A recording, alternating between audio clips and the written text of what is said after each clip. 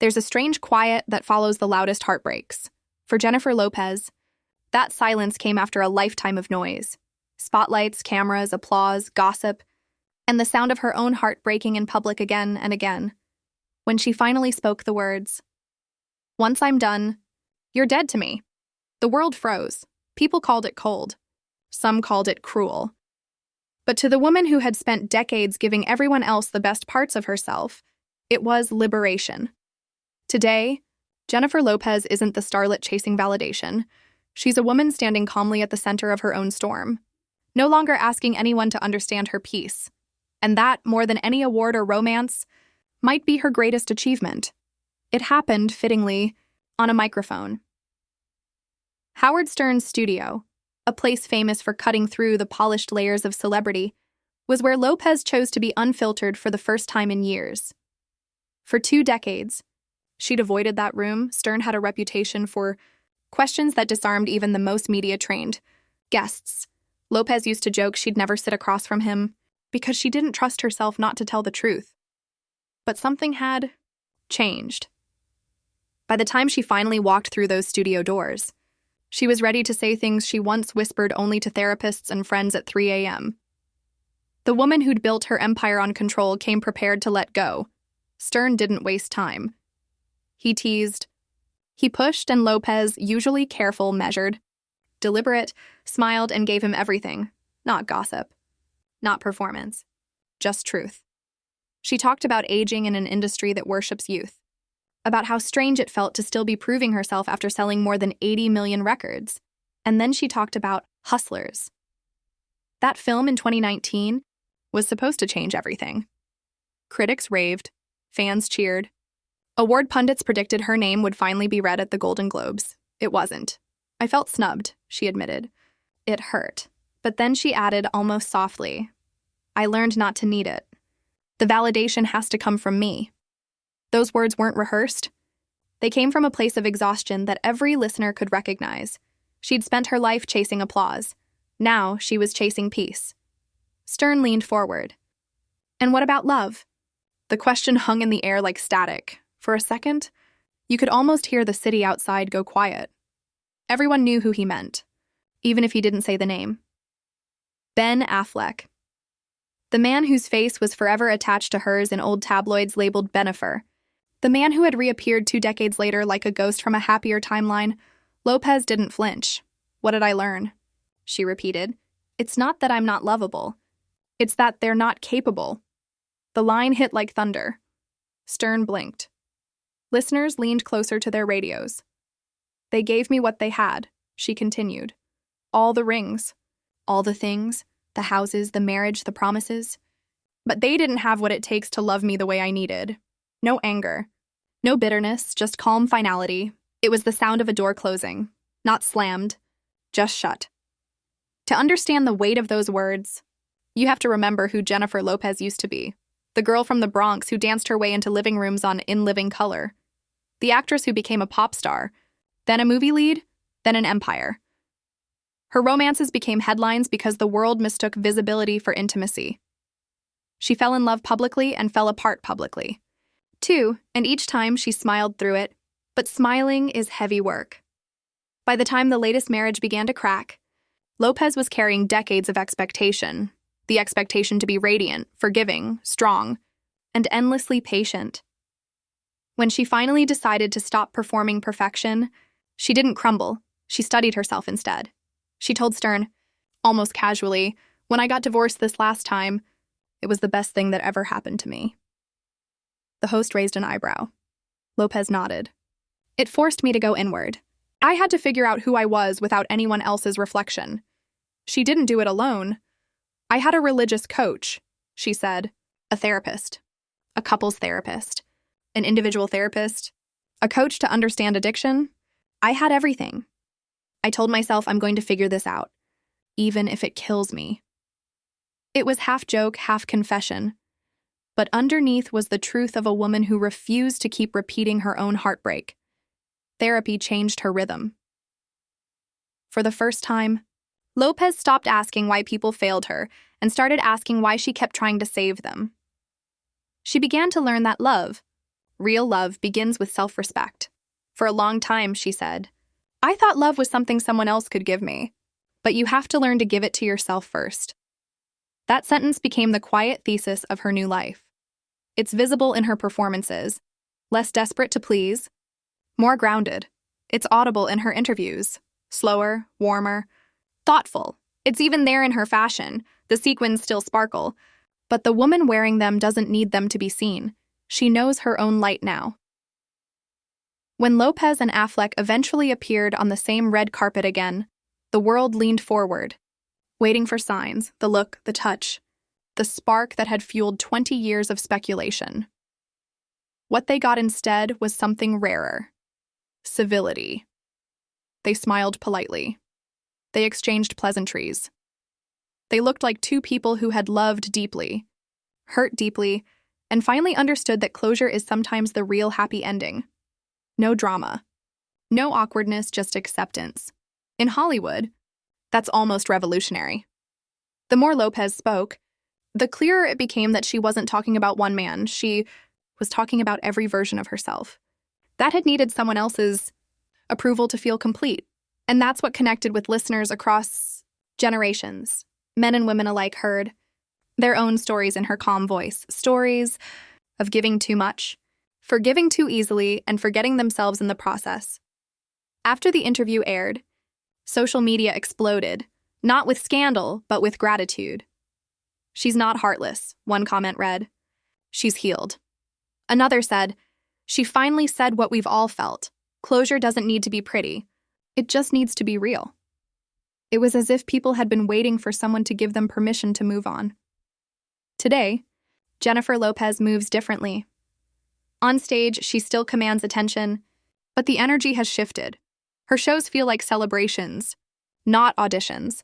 Her voice carries power instead of pleading. The ballads that once begged for love now sound like anthems of freedom. When she performs, you can sense the woman behind the glamour, the one who sat in therapy offices, cried over lost dreams, and finally decided that peace was worth more than perfection. And that decision changed everything. For the first time in her life, Jennifer Lopez began choosing silence over spectacle. The woman who once filled arenas with thunderous beats now learned the value of stillness. She took longer pauses in interviews. She turned down projects that didn't feel right. She started saying no to things that used to feed her ego but starved her soul. Friends noticed. So did the public. The headlines called it reinvention, but she knew better. It was reclamation. In an industry obsessed with youth, Lopez was approaching her mid-50s, and yet somehow seemed more radiant than ever. The secret wasn't new skincare or a new love interest. It was self-respect. She had stopped trying to outshine everyone else and instead focused on outgrowing who she used to be. She explained it once in an interview months after the Stern appearance. People think strength means pushing through no matter what. For me, it's learning when to stop pushing, when to let things fall apart so you can see what was never meant to hold. Those words spread like wildfire online. Viewers clipped them, set them to gentle piano music, and shared them with captions like, "This is healing energy." Lopez had become more than a celebrity. She'd become a mirror for millions of people trying to survive their own transformations. Her fans weren't the only ones listening. Inside Hollywood, producers and fellow artists began to see her differently. She wasn't chasing relevance anymore. Relevance was chasing her. When she stepped onto red carpets, the energy shifted. Instead of speculation about who she was dating, reporters asked about what inspired her resilience. Time, she'd say with a small laugh. And therapy. Behind the scenes, she kept her circle small. The people who stayed were the ones who understood boundaries, the same word she once avoided. Boundaries for Lopez had always sounded like barriers. Now she understood they were bridges to peace.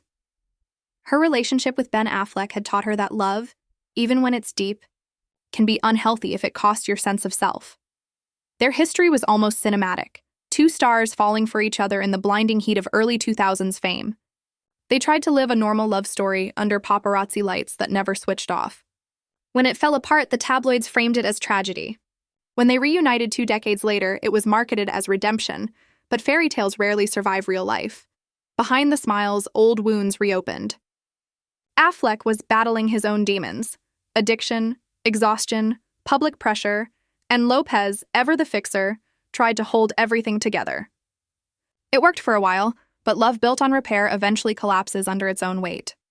When the final separation came, there were no screaming matches or public accusations, just a quiet understanding that this chapter had reached its last line. "I still have love," she admitted in one interview later.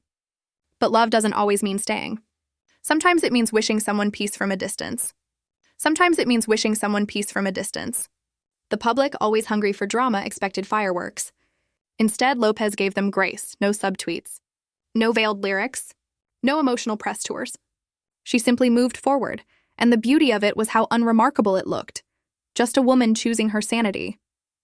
But for Jennifer Lopez, that normalcy was revolutionary. She spent the next year rebuilding her daily life. Mornings began earlier without cameras. She took walks alone, cooked for her children, read books that had nothing to do with her career. In quiet moments, she wrote in a journal, not about fame or regret, but about gratitude. Gratitude for every heartbreak that pushed her toward wholeness. Gratitude for every failure that made her humble. Gratitude for still being here, breathing, learning, trying. And then came the music. Her next batch of songs didn't sound like her earlier records. The beats were softer, the lyrics more intimate. Listeners could feel the difference. These weren't tracks designed for chart positions. They were confessions set to rhythm. One ballad in particular drew attention. In it, she sang, "You can keep the ring, I'll keep the lesson." It became an anthem, especially among women who'd survived toxic love. The chorus wasn't bitter. It was serene. It was the sound of release. Critics called it her most honest work in years. She smiled at that. Honesty had always been her strength. She'd just spent too long editing it for public comfort. During interviews promoting the album, Lopez spoke about aging in an industry terrified of it. "When I was younger," she said, "I thought relevance meant being everywhere. Now I know relevance means being true. People can feel when you're faking peace." That sentence struck a nerve. The clip went viral, especially among viewers in their 40s, 50s, and 60s. People who'd spent decades juggling families, careers, and heartbreaks of their own.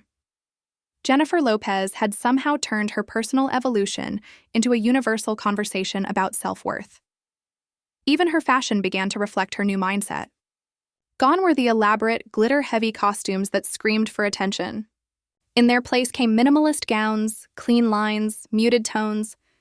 The woman who once embodied excess now radiated restraint. At events, photographers would still shout her name, desperate for a signature pose. Sometimes she'd give them that famous JLo smirk, but often she simply smiled softly and walked past. It wasn't disinterest. It was composure.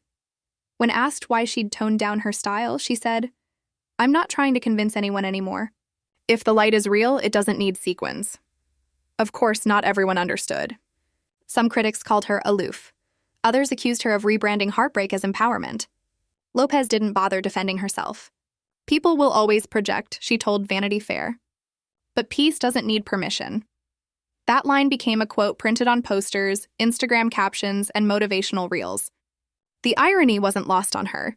She'd spent her whole life trying to control narratives, and now her refusal to explain herself had become the narrative. As her story matured, so did the public's view of her. She wasn't just a pop icon or movie star.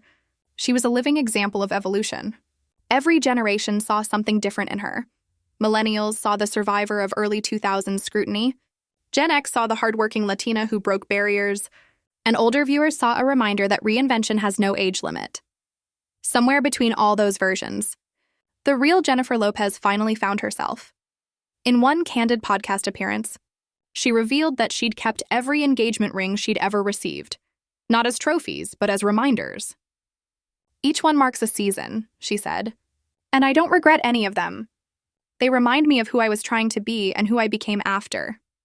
The host asked if she'd ever consider marriage again. She paused. "I believe in love," she said finally, "but I don't believe in losing yourself for it." It was a gentle declaration, but it echoed louder than any chart-topping single.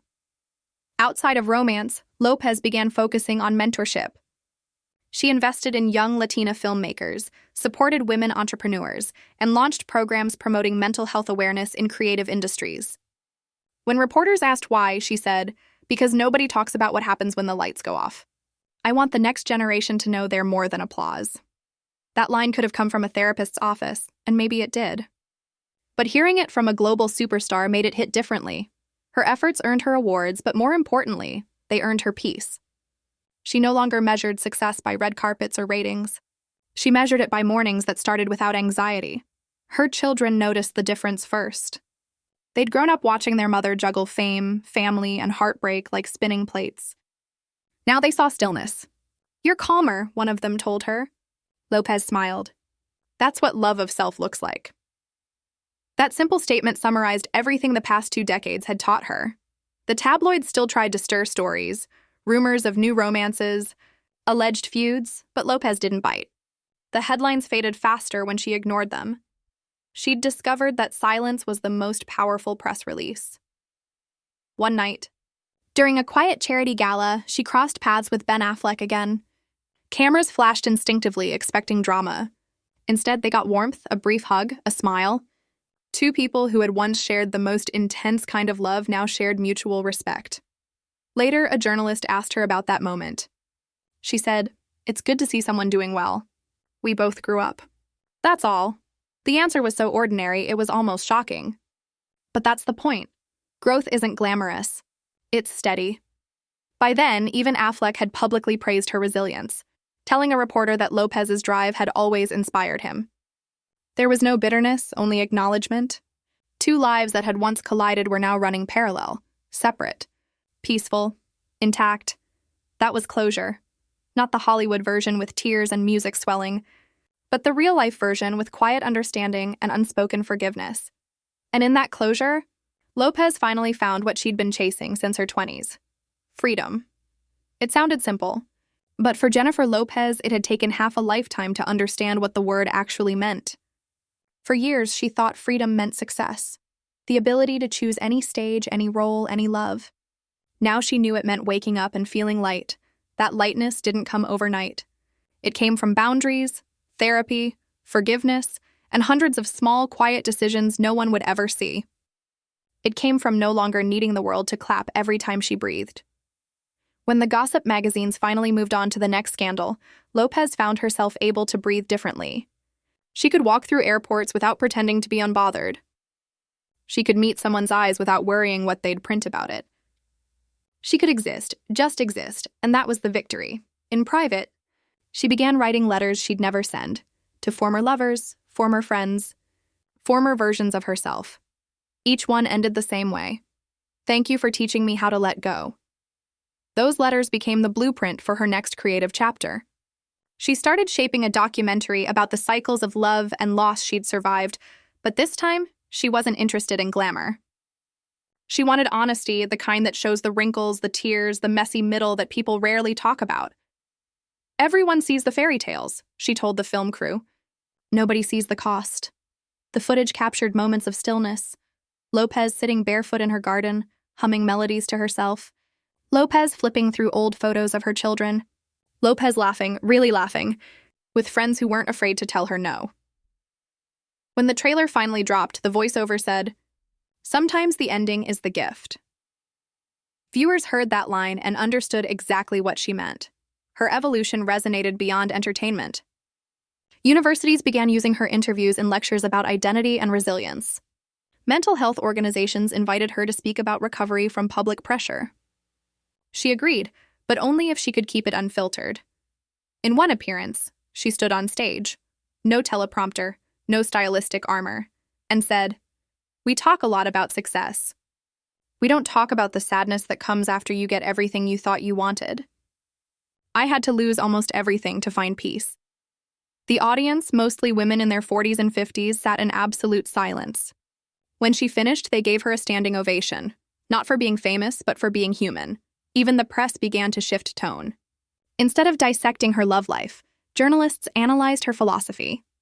Jennifer Lopez, one columnist wrote, has mastered the art of graceful endings. She liked that phrase.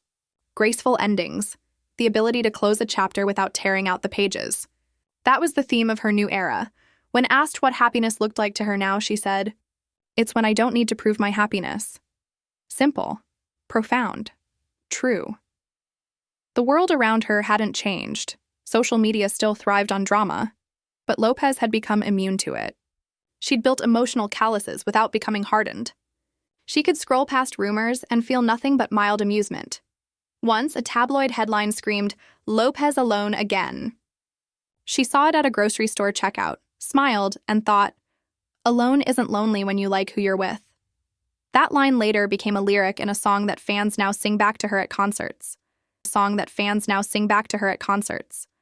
When the documentary premiered, critics called it the most vulnerable performance of her career. But Lopez didn't see it as a performance at all. "It's not acting," she told a friend. "It's testimony." Watching the finished film for the first time, she cried, not from pain, but from relief. For once, the story on-screen matched the truth off-screen. She saw the younger version of herself, the girl who thought love meant sacrifice, who worked until she collapsed, who smiled even when her heart was breaking, and she whispered, "You did your best." In interviews promoting the film, she spoke openly about forgiveness. "People think forgiving someone means saying what they did was okay," she said. "It doesn't. It means you stop carrying it." It was the kind of wisdom that can only come from living through everything: adoration, betrayal, misunderstanding, triumph, and surviving with your empathy intact. She forgave her ex-husbands. She forgave the critics. Most importantly, she forgave herself for not knowing sooner what she deserved. By now, her children were teenagers, old enough to understand the weight of fame but grounded enough to tease her about it. They'd see memes about her online and show them to her at dinner. She'd laugh. The house, once echoing with tension, now rang with ordinary noise. Laughter, music, the smell of food cooking. "Mom's happy," one of them told a friend. And they were right. As time passed, Lopez began mentoring quietly, not through official programs, but through conversations. Younger artists sought her advice about handling heartbreak in the spotlight.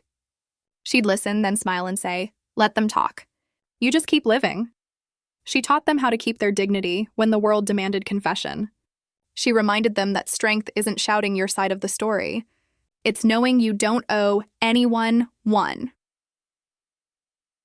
There's a moment, late in the documentary, where the camera follows her backstage before a show. The crowd is roaring her name, the lights flash, and she takes a deep breath. Someone off camera asks, "Are you nervous?" She smiles. "No, I'm grateful." Then she steps onto the stage. That shot, that single breath before the lights, captured everything Jennifer Lopez had become. A woman finally comfortable in her own silence, her own strength, her own company. Months later, she returned to Howard Stern's studio for a follow-up conversation. The tone was lighter this time. Stern grinned. "You shook the world with that dead-to-me comment. Still stand by it?" Lopez laughed. "Yeah, but I think people misunderstood it. I don't mean dead as in gone, I mean complete. I'm done repeating the same story." It was the perfect clarification. Closure isn't cruelty. It's choosing not to reopen a wound that finally healed. By the end of the interview, even Stern seemed moved. "You know," he said, "you sound happier than I've ever heard you." "I am," she replied simply. There was nothing performative about it.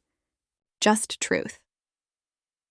As the years rolled forward, Jennifer Lopez's story stopped being about romance entirely.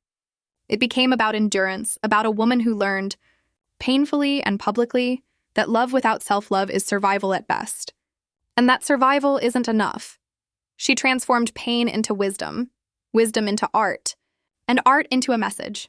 You can start over at any age, and that message landed. Her fan base spanned generations, not because of nostalgia, but because she embodied what everyone hopes to feel: peace with the past, excitement for the future, and acceptance in the present. When she was honored with a Lifetime Achievement Award, the presenter listed her countless accolades: chart-topping albums, box office hits, fashion influence, philanthropy. But when Lopez took the stage, she didn't mention any of that. Instead, she said, "All those things are beautiful, but my proudest moment is learning how to be alone and still feel whole." The audience erupted. Not the usual celebrity applause, but genuine emotion. People wiped tears. The cameras caught her smiling through her own. After the ceremony, a reporter asked what she wanted her legacy to be. She thought for a moment and said, "Kindness. To myself first, then to everyone else." That answer surprised people used to hearing about ambition. But for Lopez, kindness had become the most radical form of ambition there was. In the quiet of her dressing room later that night, she looked at her reflection. No makeup, just a woman in her 50s who'd lived every version of herself and finally liked the one staring back. She whispered, "We made it. Not I. We. The girl from the Bronx, the pop star, the wife, the ex-wife, the mother, the survivor. Every version had carried her to this piece." The documentary closed with a montage, Lopez walking through her neighborhood at sunset, greeting strangers, holding her children's hands, laughing at something only they could hear. A simple life, filmed beautifully. The last line of the voiceover was hers. "The best love story I've ever lived is the one I have with myself." When the credits rolled, viewers stayed seated not because of spectacle, but because of the strange comfort of watching someone find peace after so much noise. Today, Jennifer Lopez remains a global icon, but her power doesn't come from the spotlight anymore. It comes from authenticity. The same woman who once needed the world to see her now sees herself clearly enough that the world's gaze doesn't matter. She's proof that reinvention isn't about changing who you are. It's about remembering who you were before the world told you who to be. Her journey from heartbreak to wholeness is not just celebrity gossip. It's a roadmap for anyone learning to rebuild. It tells you that you can love deeply, lose completely, and still come out luminous. Because peace once found becomes unshakable. So when Jennifer Lopez said, "Once I'm done," you're dead to me. She wasn't writing an obituary for her past. She was declaring her rebirth. She was saying, "I'm finished shrinking. I'm finished apologizing. I'm finished confusing survival for love." And maybe that's what freedom really sounds like. Not a shout, not a song, but a steady voice saying, "I'm finally enough." That's her legacy. That's her truth. That's Jennifer Lopez. Finally free. Finally free.